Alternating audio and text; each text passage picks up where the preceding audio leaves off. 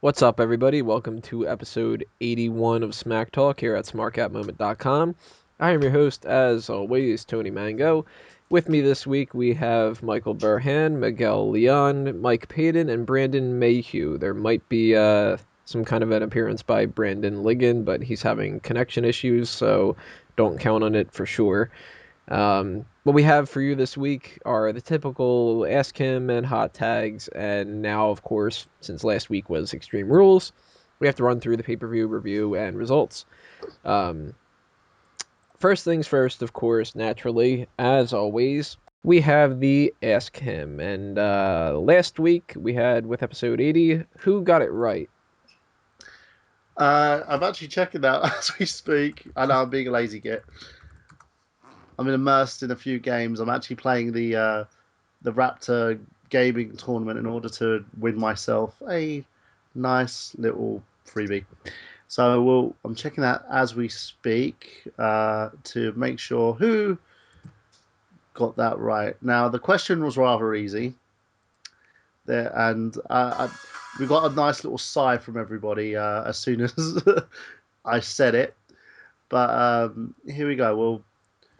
I'll make sure that I mention everybody because I am getting a lot of bad feedback on the fact that I keep missing people out. So, okay, JB O'Halloran, he got it correct. We have Thomas Sander, Awesome Piano Man, and Gormans 2002, and of course, it was Johnny Curtis, aka Fun Don Go. Did I get that right, Braden? Did I make the A's breathe? Yeah, I think he'd be satisfied with that one. He still won't let you dance with Summer Rae though. Oh, of course. So yeah, that's pretty much it, guys.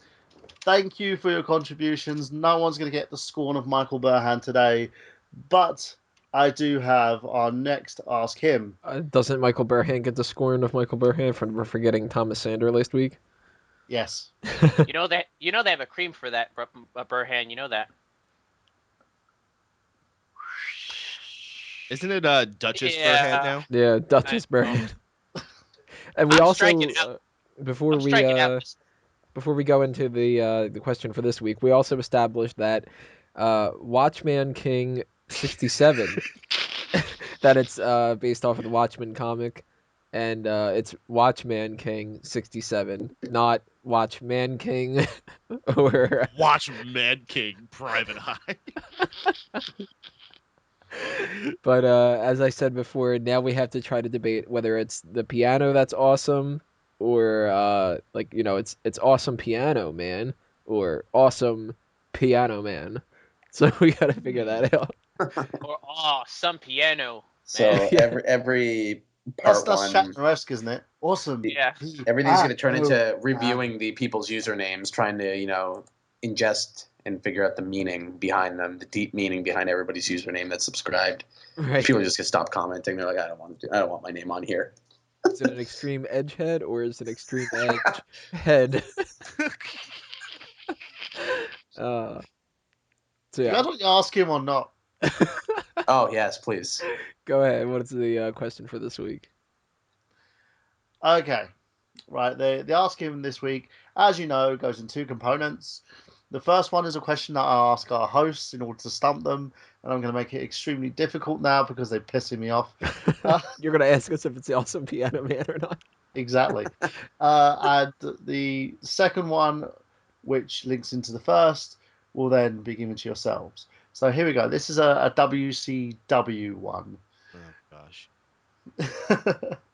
Yay. Scott Norton was in a tag team which had the names of two elements that were managed by at one point by Theodore Long. Who were they? No fucking idea. Anybody else have a guess? Is Mean Mark Cowles one of them? No. Ah. Scott Norton. Yeah. Well, if you're talking to WCW, it's probably the NWO. The way they fucking threw No, everything that's there. before he joined the NWO. Oh, Because Theodore Long was looking at them as potential prospects as a tag team for the tag team division. I think he was known as Teddy at that point, and he had a lot more muscle to him. The Mac Militant. I have no idea. Does anybody else? Yeah, I ain't got a clue here. I'm stumped. You got me. They were known as Fire and Ice. Uh-huh. Uh So one of them was Sub-Zero. huh. No, that was They used Glacier. to- Oh, that's Glacier, right? I they, knew that. they used to have like this is before Glacier debuted. The duo used to have like elements on their pants. He had fire on his, the other dude had ice, and they were a tag team. And yeah, so By the way, what was the other second- fucking guy? Real quick, I want to interrupt.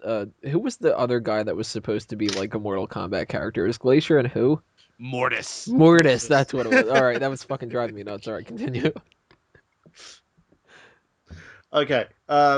So now that links on to the second component. Wait. I'm sorry. There was also Wrath. Oh, I yeah. was thinking about that because I remember what's his name was that.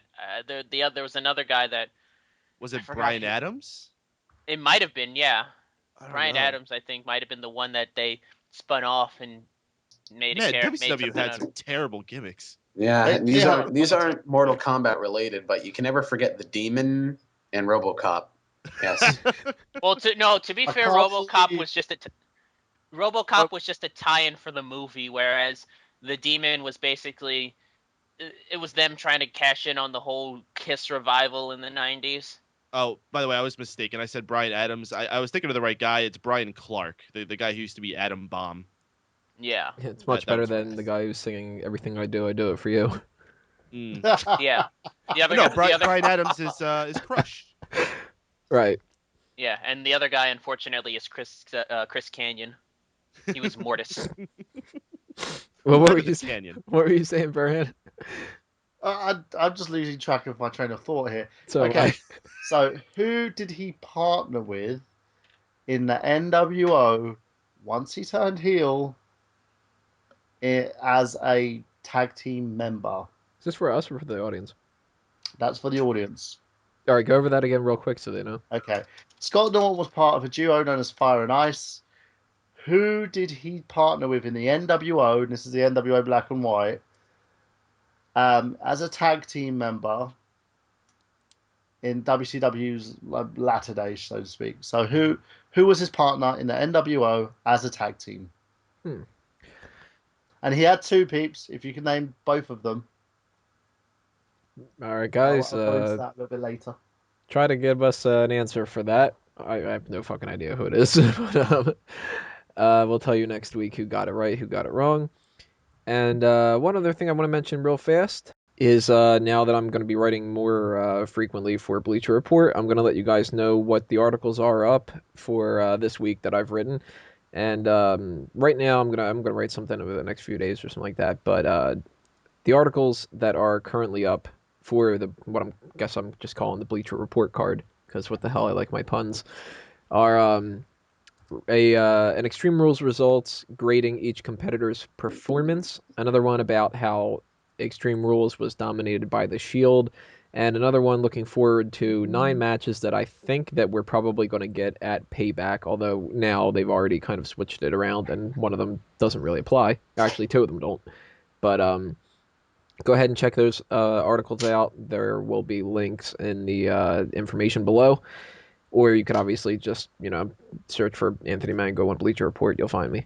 And that'll do us in for part 1. Part 2, we will go into the hot tags, and then we'll start moving on with the Extreme Rules pay-per-view review and results coverage.